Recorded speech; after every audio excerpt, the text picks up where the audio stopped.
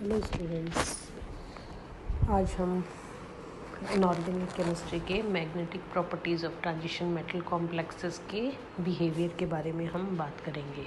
इसमें जो हमने पहले देखे थे कि 6 तरह का इनका मैग्नेटिक बिहेवियर होता है, जबकि किसी भी कॉम्प्लेक्स संक्रमण धातु के कॉम्प्लेक्स को जब हम चुंबकीय क्षेत्र में रखते हैं, हम डायमैग्नेटिक सब्सटेंसेस के बारे में, पैरामैग्नेटिक सब्सटेंस के बारे में और कोऑपरेटिव मैग्नेटिज्म यानी कि प्रति चुंबकीय पदार्थ, अनुचुंबकीय पदार्थ और सहकारी चुंबकत्व के बारे में हम पहले ही देख चुके हैं।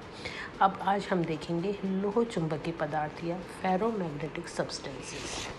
तो लोह चुंबकीय पदार्थ विशेष प्रकार के अनुचुंबकीय पदार्थ हैं जिनमें बाह्य चुंबकीय क्षेत्र की ओर आकर्षित होने की प्रबल प्रवृत्ति पाई जाती है। जैसा कि हम डायग्राम में देख रहे हैं कि डायग्राम ए में इलेक्ट्रॉन्स का उनका डायरेक्शन जो है अलग अलग एक फैला हुआ डायरेक्शन है, उनमें कोई सिमेट्री नहीं है। जैसा कि ए में हमने देखा कि बाह्य चुंबकीय क्षेत्र की अनुपस्थिति में चुंबकीय आघूर्ण को बेतरतीब वितरण होता रहता है। इसी तरह से डायग्राम बी में हम देख रहे हैं कि बाह्य चुंबकीय क्षेत्र की उपस्थिति में चुंबकीय आघूर्ण का संरक्षण होता है और वो उनमें एक ही डायरेक्शन में इस प्रकार से एक सिमेट्री में व्यवस्थित होते हैं। चुंबकीय क्षेत्र हटाने के उपरांत भी सामान्य तापक्रम पर यह संरेखण विचलित नहीं होता है, जिससे धातु अथवा पदार्थ स्थायी चुंबकत्व की भांति कार्य करने लगता है। पदार्थ का यह गुण लोह चुंबकत्व कहलाता है। क्यूरी तापक्रम, व्हाट इज क्यूरी टेम्परेचर? वह न्यूनतम तापक्रम जिस पर लोह चुंबकीय पदार्थ का आचरण अनुचुंबकीय आचरण में परिवर्तित हो जाता है, क्यूरी तापक्रम कहलाता है।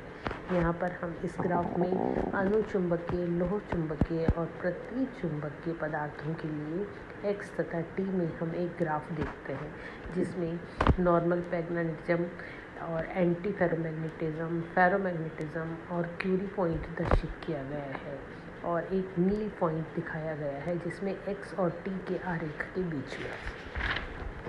इसके बाद हम नेक्स्ट जो है 5वें प्रकार का जो मैग्नेटिज्म है, उसमें हम प्रति लोह चुंबकीय पदार्थ या एंटी फेरोमैग्नेटिक सब्सटेंस किसे कहते हैं के बारे में हम बात करेंगे।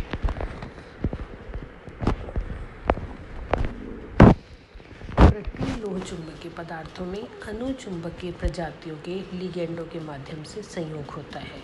परमाणु एवं आयनों का चुंबकीय आघूर्ण कक्षीय तापक्रम पर इस प्रकार संरेखित होता है कि आधे अयुग्मित इलेक्ट्रॉनों का चक्रण शेष आधे इलेक्ट्रॉनों के चक्रण के विपरीत होता है, जैसा कि द्विविमीय व्यवस्था चित्र में दिखाई गई है। इसका परिणाम यह होता है कि पदार्थ का सकल चुंबकीय आघूर्ण शून्य हो जाता है, क्योंकि ये एक दूसरे के विपरीत होते हैं और रिजल्टेंट जो चुंबकीय आघूर्ण है वो 0 हो जाता है, जैसा कि हमने इस डायग्राम में देखा है।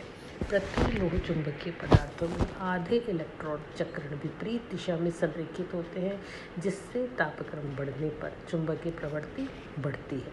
वह तापक्रम जिस पर प्रति लोह चुंबकीय पदार्थ की चुंबकीय प्रवृत्ति अधिकतम होती है, नील तापक्रम कहलाता है। हमने डायग्राम में भी देखा कि नील टेम्परेचर क्या होता है।